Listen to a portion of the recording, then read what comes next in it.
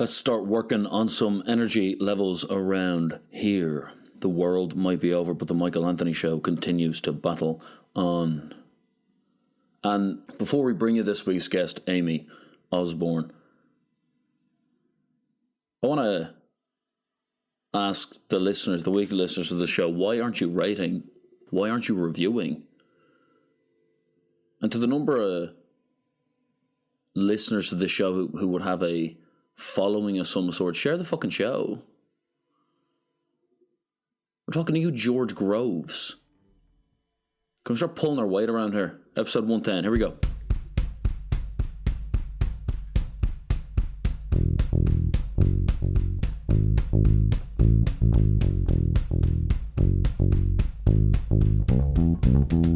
The sinking sand of despair, the smell of dread in the air. I'm head to toe in my own fear. I'm going to die, no need to cry. Welcome to episode wow, Aimee Osbourne. How are you doing, Aimee? I'm good, thank you. Where are you sitting right now? Los Angeles? I am in LA, yes. I envy that. So, sitting in a spot, what they call the Grand Canal Dock in Dublin. And it is a far cry from Hollywood. What part of LA are you living in? kind of mid-city area. Do you like Los Angeles, or is it full of bullshit as much as we think it is? Well, I mean, that's a really conflicting question because there are aspects of LA that are fantastic. The lifestyle, the weather, there's a lot to do. But since the pandemic, it's kind of turned into a little bit of a Gotham City. So that's a bit of a shame, but I'm hopeful it can turn around again. But I definitely miss, the English sense of humor and kind of more straightforwardness that you get from Europe in general. And it's definitely lacking here, that's for sure. And it's kind of like a magnet for everyone that felt a little bit special growing up and were told, oh, you can do this, you can do that. They all come to LA and then they realize that it's, not necessarily the city of dreams, but kind of the city of heartbreak. And what happens to those people when they go with the big dreams and the big ambition to LA, think they're going to be an actor or whatever the industry might provide, and they fail? Do they leave, or do they just float around the restaurants and take it out on the rest of society? It's half and half, and it's actually really devastating because, there are so many people in this town that can lead you astray and give you false promises, and it doesn't attract the most genuine, wholesome types. So, for someone that is creative and that is talented, but that's also vulnerable and sensitive, it's kind of a dangerous place to come, in my opinion. Yeah. But I think a lot of people end up leaving, and then some people end up just staying with that determination of, if I just keep at it, then I'll get my break. But then, you kind of in retrospect, look at their lives and how long they've been trying, and you kind of, not that it's anyone else's place to determine what someone's life should be, but you kind of feel heartbroken because you're like, you could be having this other kind of life that is fulfilling as well. Yeah. Instead of like torturing yourself. And is it hard to trust people in LA? Like, does everyone want something from everyone else? Absolutely. I mean, it's a place where people come to fulfill their dreams and their ambitions and to make connections and to get ahead. So with that mindset at the forefront of like 99% of people here, it can be very tricky.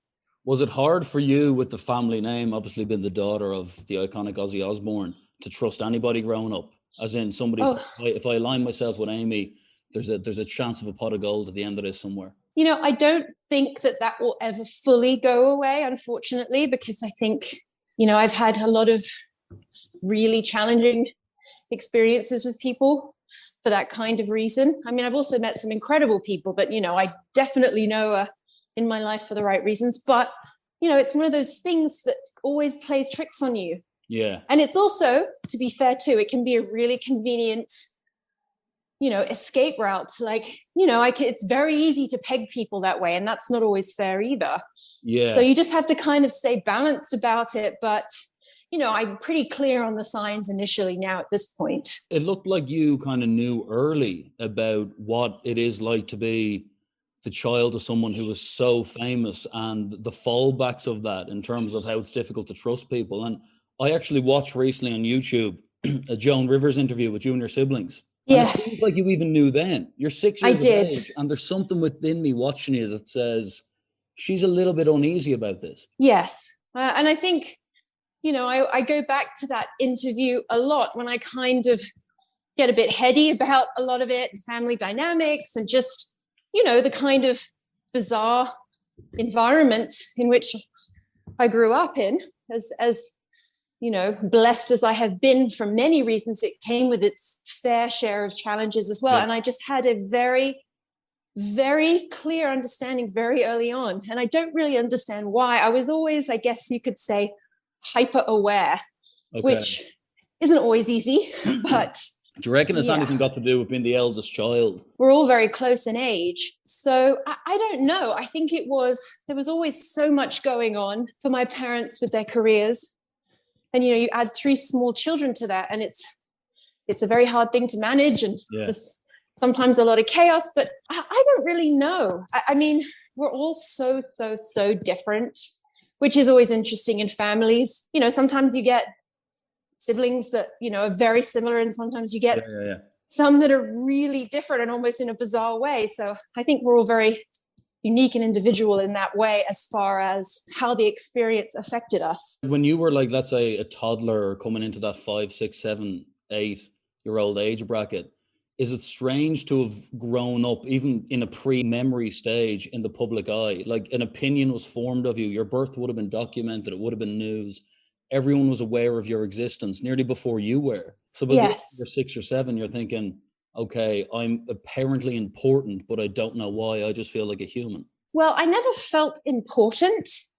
I felt the responsibility, and I felt the attention, and also the difference in treatment in certain environments. And as fun and nice as it is, you know, I was always very hyper aware of never coming off as ungrateful or entitled or rude, because, you know, I would see how hard my parents would work, and, you know, hearing how they were raised and how much of a struggle it was for them to succeed. And I always wanted to represent all of their blood, sweat, and tears, if you will, by coming off as, you know, grateful, polite, and normal. And that was definitely, I think it became an overcompensation for a long time growing up as well, because again, you know, I was hyper aware of everything going on, and I knew it wasn't the norm, and I knew other people had very different lives than I did. Would you have Interesting had at times. a huge mistrust of the media very young though? Oh yes. The way they even would have reported like your parents' personal lives, your old man's addiction or whatever, things like that. They're bad enough situations as they are to live within the 4 walls of the home, but for that to be splashed all over the newspapers must have made you kind of think, what is the point in paparazzi? And this is a pretty evil profession nearly. Well, yes, because it just feels like a constant violation. And, you know, they are waiting for you to be at your most vulnerable and your most tortured. So, you know, that's great payday material for them. And But then again, I understand, because you also want them to be supportive when you're trying to promote your art, or, you know, when you're just needing press for whatever endeavor. So it's a fine line. It's like, you have to take the salt with the sweet, I think. But I do believe there is very much a way, not just energetically and logistically, to, you know, very much create a barrier for yourself. And I think a lot of people don't realize that in the moment, and they want all this coverage. And then on the days they don't, and it's kind of like, once you cross that line, you can't really go back. How did you know so young to not partake in the reality show, though? When someone who was a young actress or somebody who was musically gifted as you are, you would have had the knowledge that being on that show would have given you access to a listenership that was incomparable to any start in the music business. How were you so aware that, I know the positives that will come, but it's still not worth doing? Or did you think the show would be a flop? It just felt extraordinarily nepotistic, and it felt, you know, being so aware of my father's presence in the media growing up, my private life with him and my family was something to be protected. And the idea of, you know, losing that, especially at a very vulnerable age as a teenager, and, you know, things were complicated within the family, as always with all families, and the idea of exposing that, never being able to get it back, as well as I knew so young what I wanted to do, and I really wanted to do it on my own merit and be taken seriously. I really believed in what I wanted to do, and that avenue just didn't fit into any of those kind of visions that I had for myself and my future. Your old man, obviously seeing him be such a great performer and songwriter, was of course part of the reason that inspired you to become a musician. Did you nearly envy the fact that he came from working class Birmingham roots, because you viewed the story as so authentic? And then if you took it off the back of him, it nearly didn't feel as good for Right. you. So yes, absolutely. Did you ever talk about it with Ozzy, how it's nearly an advantage if you want to do something in the creative realm to actually suffer societal heartache young? I'm not saying that it's any easier than being overly privileged or having access to anything mentally, but Right. that struggle is what makes great art. And you wanted Absolutely. you wanted to give yourself the best chance at that struggle. Yes, not just at the struggle, but I desperately wanted, I'd never really truly felt in my mind, unless I was in a situation where someone hadn't figured out who I was, where I felt like I was spoken to the way anyone else would be. And so, or just, someone having interest in what I was doing for the right reasons was something that I really sought after. And, I think in regards to my dad's background, and that absolutely definitely gives you more credibility, and people would assume that because of my connections it would have been a lot easier, but in my experience, when it came to it, it actually really complicated things for many reasons. So yeah. But you know what, at this point I've totally embraced that challenge, and I've kind of accepted it, and I've become better at navigating around that. So. Was it weird being the only one of the five who was against it? Was there ever a point that everyone thought I'd just cancel it because of your belief, or was there conflict there? Of course, yes. I was always very, very afraid, and I think very nervous for them, because it was so young and it was such an extraordinarily large response that I do not think anyone was expecting. And it kind of just took off a thing on its own. And, you see what happens to people that are very young, that get that level of exposure and money and opportunity. Yeah. It doesn't usually lead them to such a great place. And, that was always kind of in the pit of my stomach, just kind of looking at my clock, wondering when it was going to kind of hit a wall. So. Yeah. Even though you were so young, did you have an attitude nearly of, I told you so, I'm powerless here? When you would have seen the problems that come with fame happening to your two siblings, would you have been saying to your mom, who would be a gifted kind of marketeer, this is what happens when you're exposed to this level of excessive fame? I think it's interesting, because my mom knew that very well beforehand, because as a very young child, I was more gifted creatively than academically. Okay. So I went to really hard performing arts school that at the time was called Arts Educational, and you had to audition to get in, and it was 6 hours of training a day, then 3 hours in the afternoon of school, and you were basically being programmed, as well as weighed every week, believe it or not, as well as to turn you into a ballerina, or a playwright, or an artist. Because weight is essential to writing and to dancing. Yeah. So I think I had always kind of pushed, Mom, this is what I really want to do. This is, this is where I feel like I can take my future. And she was always like, not until you're grown up. You don't understand what happens to children in these situations. It's poison. Like, you are absolutely not doing it. You have to finish school. So she knew, but I think, when an amazing opportunity like that comes along, you fool yourself to a degree into thinking that you can outsmart that. But as I said, I don't think anyone had anticipated quite how successful and how quickly successfully it was going to be received. So I think it just kind of took on, an energy of its own. And before you know it, everyone's kind of gotten a bit lost in it. Was it hard to watch the exposure of your family? Because the thing about the Osbourne show was that it didn't look like it was staged. It looked like they were really showing typical family problems, and people related to it because they thought, okay, we have the same problems. Don't leave the house with a knife. Young kids smoking too much pot. We know all that stuff. But yes, it really let them in. Was it hard to watch? Well, it was hard to watch in the sense that, as I'd mentioned earlier, my private life and my family life was something that was precious to me and to be protected, mainly because, I'd grown up with people asking ridiculous questions and making absurd assumptions that there was some like Satan worshipping tea time every day. You walk into school, let's say, and the odd person would think, do you bite heads off bats too?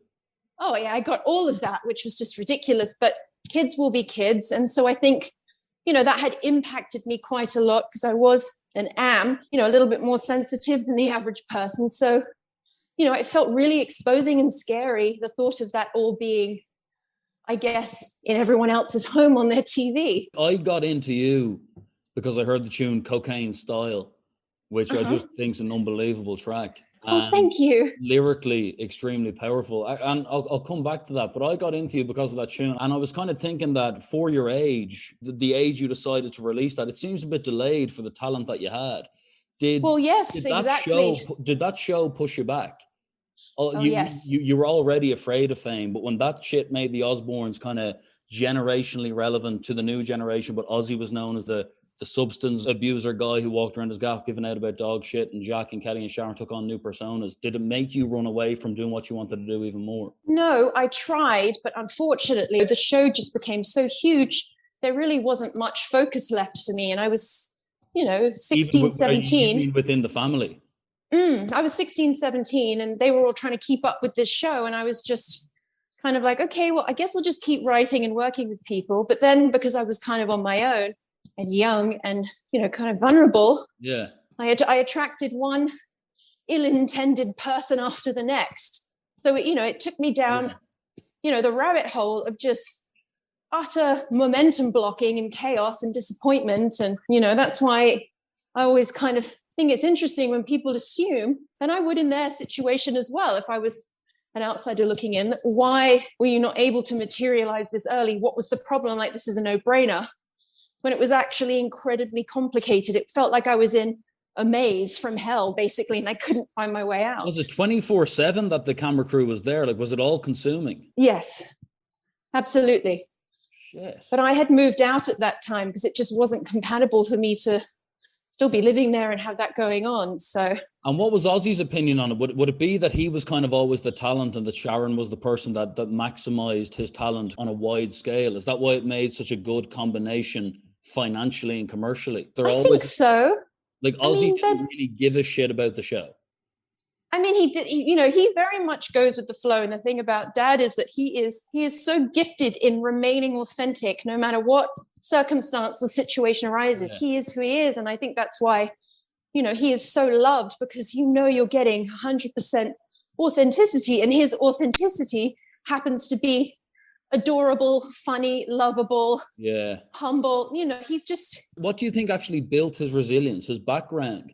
Like, his ability to continue to move forward regardless of what happens in his life just seems remarkable. Well, I think it's his background, and a lot of that is my mother as well, and their dynamic of, both supporting each other in a, I guess one would just say a limitless way, unconditionally to a degree. And, we always laugh and say he's like a cat with 9 lives. He just, no matter what life throws at him, he just pulls through, and it's incredible.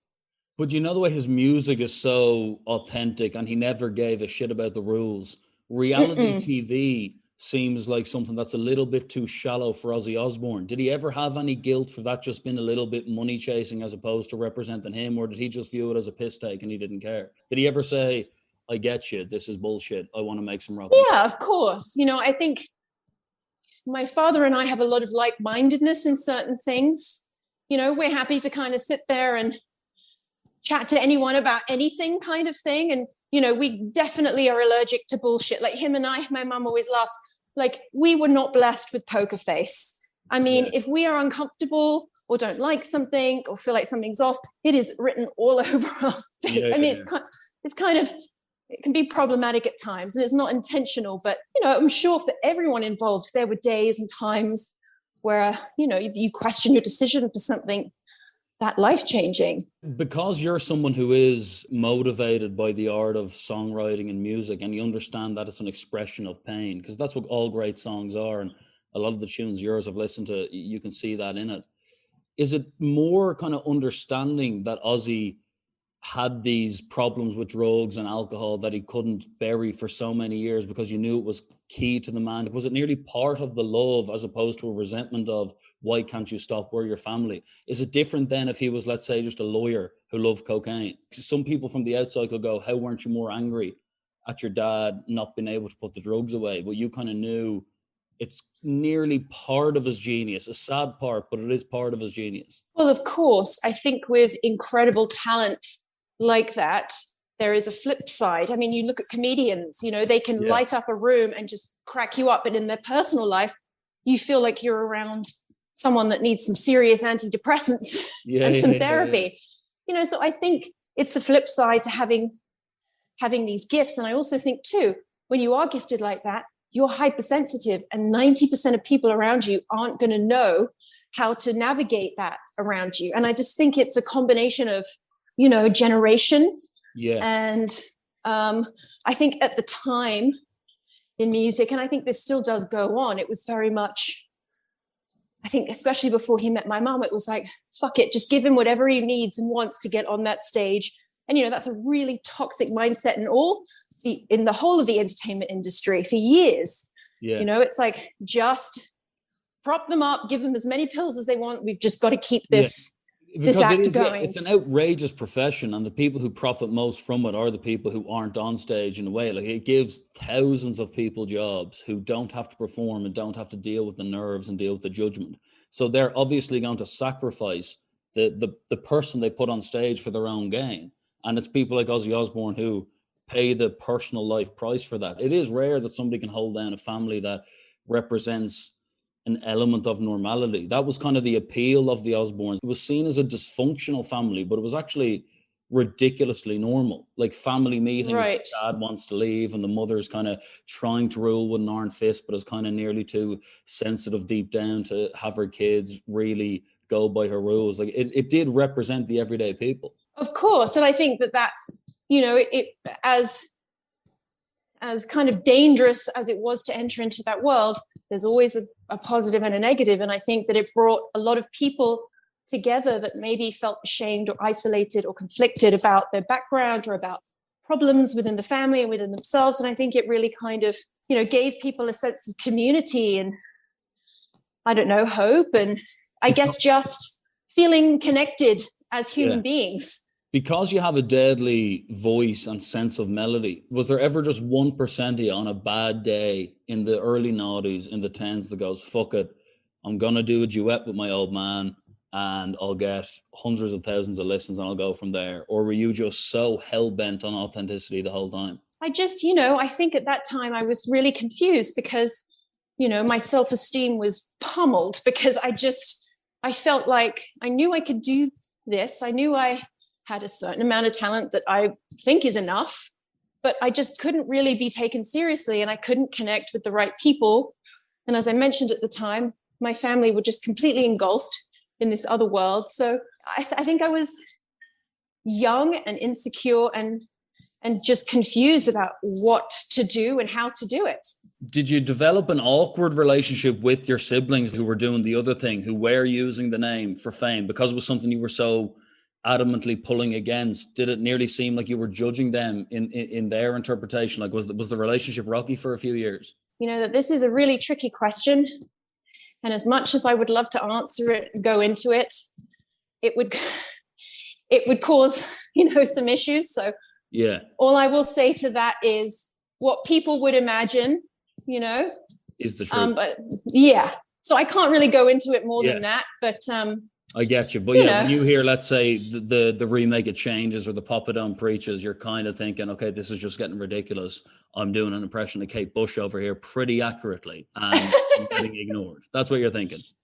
Well, I mean, you know what, to be honest with you, I never really felt jealous in that way because it was not always jealous, but just actual going, this went from I disagree with you to this is just getting pathetic here. Well, no, because actually I gave them the idea because, you know, the record company at the time came to me and said, hey, Aimee, do you want to sing this? Do you want to do this?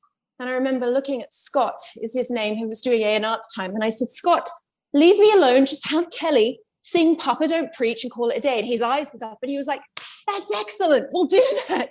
And so I was so happy for her to go and do that because, you know, she could sing and she loves to perform and she's far more of an extrovert than I will ever be. So to each their own, you know, I've always stood by the opinion of there is room for everyone and jealousy is a useless emotion. So yeah, like I remember one time when I was a pretty bad rugby player back in the day and I got called off the substitute bench to go on. I just didn't want to go on. So I gave someone else my gum shield so he could go on.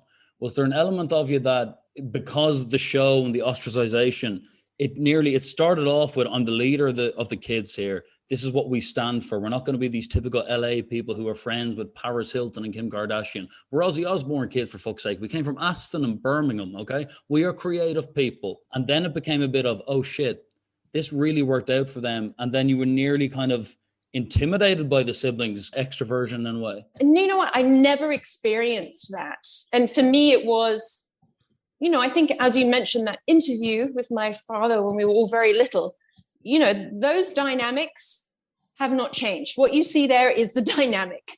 So interpret that how you will. You know, I think we're just all incredibly different with different morals and values, which is, you know, I think in a way a positive thing, because it's kind of boring being around people all the time that just agree with you. So, you know, they did their thing and I did mine, though I think I struggled quite a bit. It was just totally different views of the world, basically. Do you drink or take drugs or any of that stuff? You know, I'm really fucking boring. Okay. You know, I have experimented a little bit with the more medicinal kind of psychedelics very lightly. In LSD, more of a few shrooms, get them into No. It was more, you know, because I do battle with anxiety a lot. And so it was more to kind of break through the walls of that. And maybe I'll drink maybe a handful of times a year. I never took to it. But I didn't have a sip of alcohol or anything till I was at least 17, 18, because I was so devastated by what I saw it doing to people around me. I just was determined to not disrespect their torture by repeating that pattern, if that makes sense. And would your old man have been discouraging towards drugs and alcohol, even though it was something that was so prevalent in his life? You know, he was always like the gene. But, you know, I've done a lot of research and I like to kind of delve into the world of psychology and why we are the way we are and, you know, nurture versus nature. And although you can very much have a predisposition for addiction, I truly believe it's the environment and the mindset that controls that far more than the genes ever can. Yeah, I get that. Did a distance gather though, because the decision was made so young? Like, do you ever talk about it over a few beers or a few things at Christmas going, no.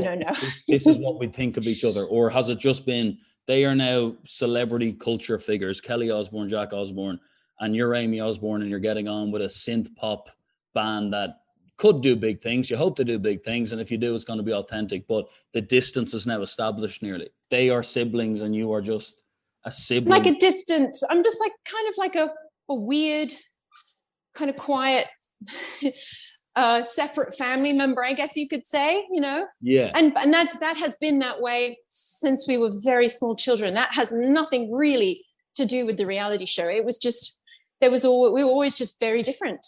When I look at the lyrics, let's say of Cocaine Style, and you're talking about You Are No Dark Prince, Scam Artist, etc., is that about Ozzy Osbourne? Is that anger? No. Oh my God, no, never. That's about a boyfriend.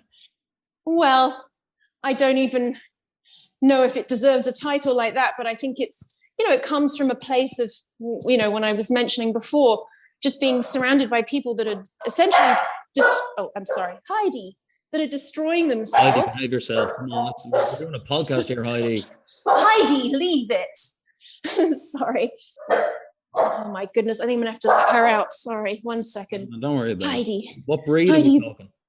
A big white husky with blue eyes that looks like a giant snow wolf. Okay, yeah, no, I know them. Scary bastards. But adorable. I like dogs more than I like people. I mean, I'm not even going to tell you how many dogs I actually have, but it's concerning, maybe. I'm sorry. Do you have around 8? Somewhere around there. Why did they have so many dogs on the show as well? Like, what happens to the dogs when they die? My dog, the only dog I've ever had, bar the current one, got hit by a bus. Oh my gosh, I'm so sorry. No, don't worry about it. She was incompetent in where she was walking. But I still think about it daily. When you have as many dogs as you guys have had over the years, like, how do their deaths take place? Do you just put them down after a while or what? Like, 'cause they all have to be dead. That was the early 90s. What happens? Do each of them get a funeral and a burial? Yes, we do try to, you know, acknowledge their existence and grieve, but they must be dying week after week. No, not right now. We're on a good path, I guess, timing wise, where everyone's middle-aged and doing well. So we haven't got any dog funerals on the horizon anytime soon, hopefully. Yeah. Because we all take it very hard. Sharon Osbourne loves dogs, and that's one of the things you took from her. Yes, and I just grew up around animals. And, you know, I think too, as a kid, when my parents would go away, the dogs were at the house, and that was incredibly comforting. And, you know, I think it's very much something that if you're raised around it, it almost would feel completely bizarre to me to have no pets. I don't think I'd know what to do with myself most of the time. How were you kind of about the financial situation of knowing that there's an unlimited pot here and I can choose to, in a way, I'm never going to be on the streets, let's say, that's always going to be there. Did you work jobs, or did you try to do things to make sure you didn't take off your parents, or what was the story there? Well, you know, yes and no. You know, there's this really frustrating assumption that people make that if your parents are who they are financially, then that must means there's a never-ending well. And it's, you know, my parents did not raise me like that. And they, you know. Ozzy's a brummie, so he would have still been a bit like, why do you need the $50? Oh, to this day, it's hilarious that you say that. He's like, you know, he's very cautious of that kind of thing. And, you know, he's worked so hard. And yeah, respect that. But yeah, it's always interesting to me, and more so frustrating in the work dynamic too, because, you know, if I just came from a regular background and I was trying to pursue music, then I would not have been, I guess, pushed these crazy bills on for something ridiculous like a demo or a writing session or career advice. Let's say you wanted to go do a demo. What would that set you back because they knew you were an Osbourne? I mean, I don't really want to go into the specifics of the amount, but there were times where I was like, this can't be normal. Yeah. Do I have like a fucking giant flag sticking out of my back that says, I'm a schmuck, take advantage of me? Yeah, but were they getting in like the best musicians who Ozzy knew from years ago to play for you, or what was the story? No, not even. You know, and to be fair, a lot of the time it wasn't so much the writers and the people I was working with, it was their representation that just had the same assumption that a lot of people have. Oh, you know, this is a serious heyday. Like, how could it not be? Look at where she comes from. And it's, you know, it was just pretty fucking cruel, to be honest, but I learned a lot from it. And, you know, I definitely don't get involved in those situations now. I've very much learned my lesson.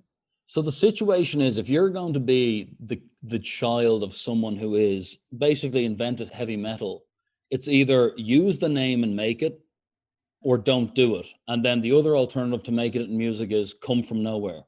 And you're in a very difficult situation in which you want to make it and you want to express your art to the masses, but you don't want to use the name because you know it won't satisfy your needs really as a human being. Well, it's not, you know what, like, I'm very incredibly proud of my family name and my family. And, you know, it's not that I want to make it some awkward, no one can mention it situation, because that's just impractical and unnecessary. It's really honestly about finding that balance, which is very hard to do. And it can take a really long time and a lot of trial and error. But I do feel that now I'm at a place where, you know, I'm getting closer to achieving that. If Ozzy's tours again, would you open for him? Let's say, would you take that slot? I would. I know, and I would love to do that just for the sheer experience of spending time like that with my dad in that type of environment. You know, I was always just his daughter on the road, and as amazing and fun and educational as it was to see the world like that, I think to actually be part of a team that's working in the same type of environment, I think would be a totally different experience for me that I would love to have. Do you write your songs? Are you the sole? I do. I am, yes. So let's say Raining Gold, Locked Inside My Heart-Shaped Box, etc., etc. These are about relationships, I presume, are they? Yes, but not all romantic, believe it or not. Do you view writing as therapeutic? So when you're feeling down, you say, I'm just gonna put this down on paper. As silly and American as it sounds to a degree, I kind of view it as channeling. I don't tend to go into a writing session with a preconceived idea. What kind of comes out. Although lately I've been really trying to experiment with writing about different dynamics and situations that don't revolve around love or, you know, problematic relationships, because that's, you know, I'm always looking to expand that skill. And that's definitely something I'm exploring more of right now. The latest tune, or one of the latest tunes that I heard, which is again an absolute belter, Shares Something with the Night. What's the origins of that? How did that tune come about? Well, I wrote that many years ago, and it had many different revisions production-wise done. And to be honest with you, I hate that song because to me it's so old and I'm so past that. But people just seem to really like it and connect with it. So, you know, as an artist, you never really, in my opinion, are 100% happy with something that you do. And I think that's what keeps an artist creating more and growing, is that you're constantly trying to reach that place of, oh my God, this is it. I'm 100% happy. I love it. But I think the trap is that no artist really ever gets there, which is what creates amazing art. Who are your favorite artists? Like, who are the people that got you into this, bar your old man?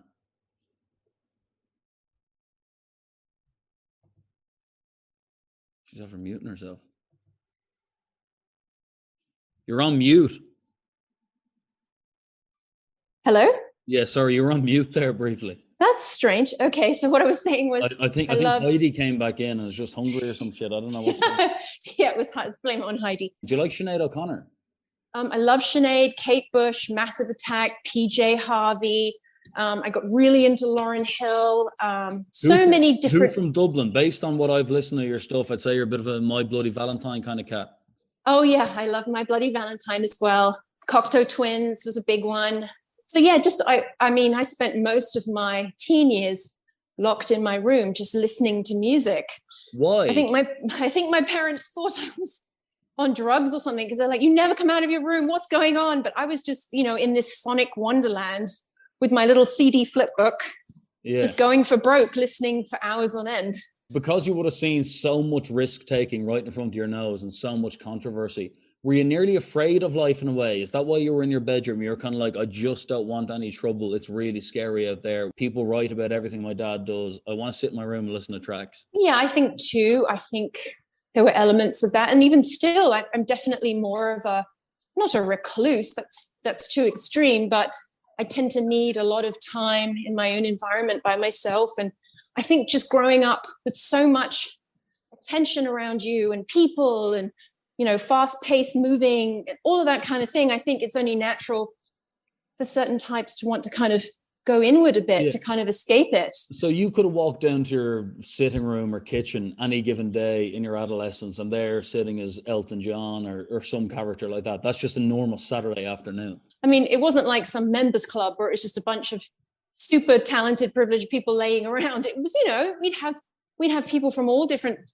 walks of life coming over. But yeah, sometimes they did happen to be extraordinarily well known, but it never, the thing with my dad is he's never been like a super caught up type of celebrity. He was never at the front row of Fashion Week or any of that type of stuff. So in a lot of ways, my parents did kind of keep to themselves. They had their handful of really close friends and peers and whatnot. But, it wasn't like a lot of other kids that I've spoken to that grew up similarly, where it was just non-stop, like kind of what you were mentioning before. Why do you still have an English accent? How long did you live in England for? I've lived in England back and forth for most of my life, but we moved here more permanently when I was 13, 14, but we would always go back and forth. And was that like early noughties, late 90s scene of real famous people's kids in LA as horrible as it looks to the outside eye? Like you were in the center, at least briefly, of that kind of that era, the OCs and reality. It was, it was interesting because in England, it was not cool. I was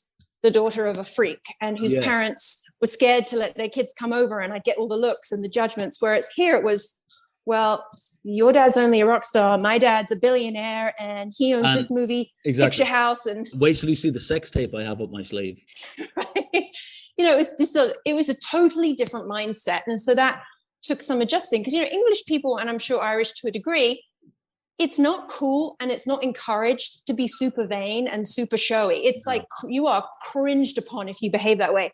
Whereas here, it's the opposite. Yeah, it's promoted to sell yourself. 100%, and to just show off to the max. And there is no shame in being a brat. None. Why don't you bring Arrow over to London then? Surely. That was the plan. That was the plan last year, but then the world decided to go to shit. So I noticed that although you have a good few singles and good few tracks out, you haven't performed live too often. No. You feel the judgment of the crowd going, that's Ozzy's daughter more when it's in a live setting? Or do you don't really fear live performance because you've been around so many people who've done it? I mean, I think I would be a cyborg if I didn't feel any nerves. I mean, obviously there's the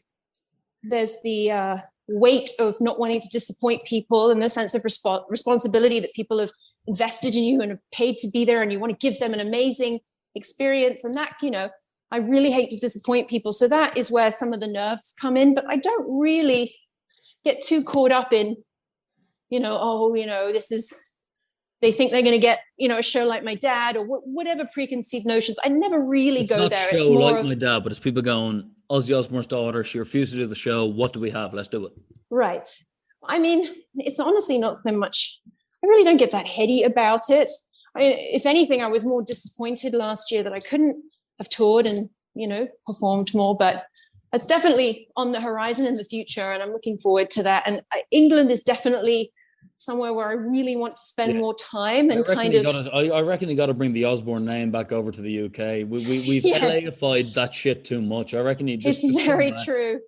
Just come back. Yes. Well, I think that's actually, funnily enough, been talked about recently, just with everything that's been going on here, and the crime here is so bad, and we've kind of all been looking at each other being like, fuck, do we just go home? Do you have kids or a husband or anything like that? No. But I don't really talk about that kind of stuff just because, I'm trying to keep that super private, but I do not have children yet. And what is your kind of music ambitions for the next 4 to 5 years? Well, I had an album come out last year called Vocare ad Amare, which is a Latin phrase for to be free in love.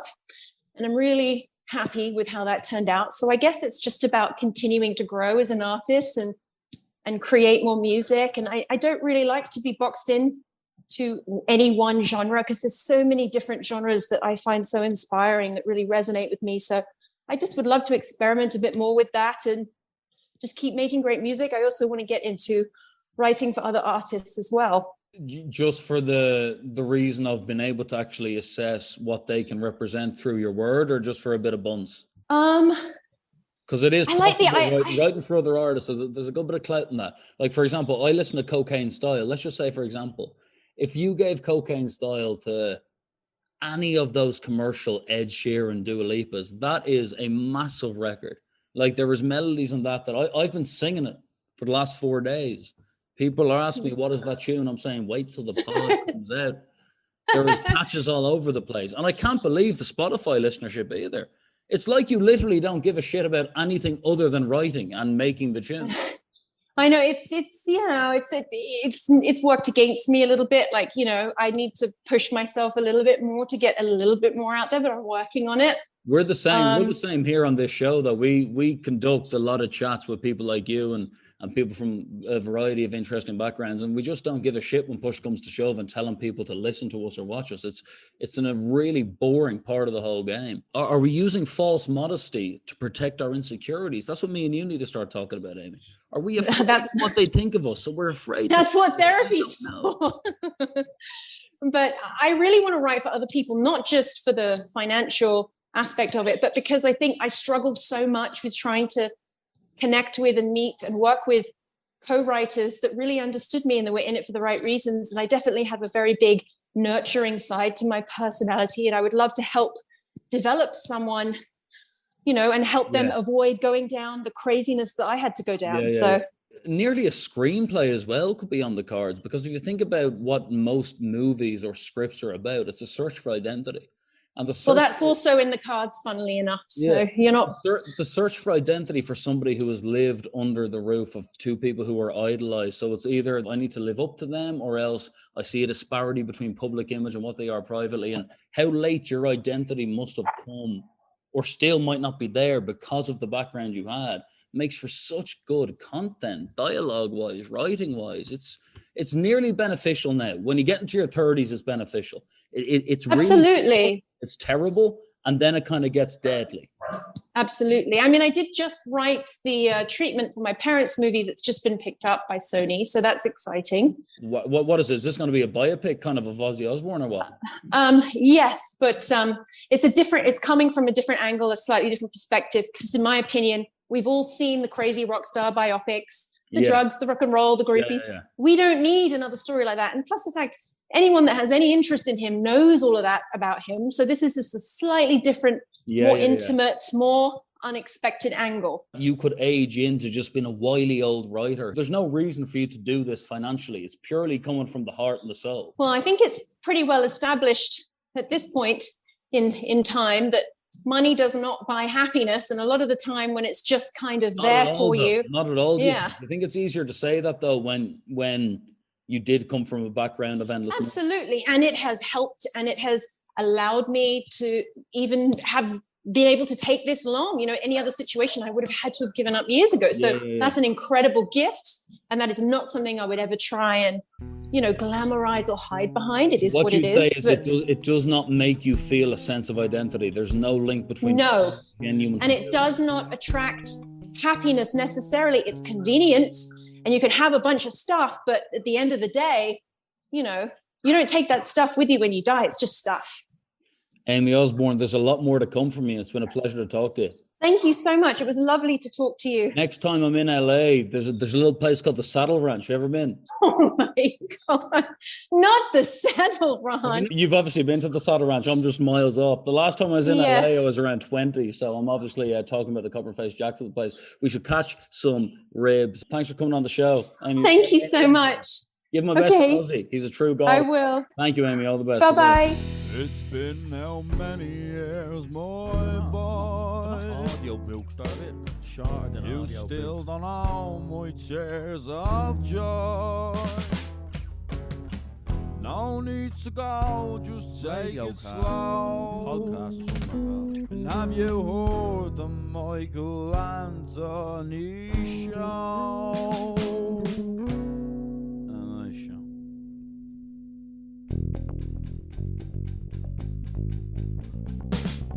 Makes me feel just fine. What's the hell this is? Makes me see the light. What about those tears? Tears that leave my eyes. How's it make you feel? Makes me feel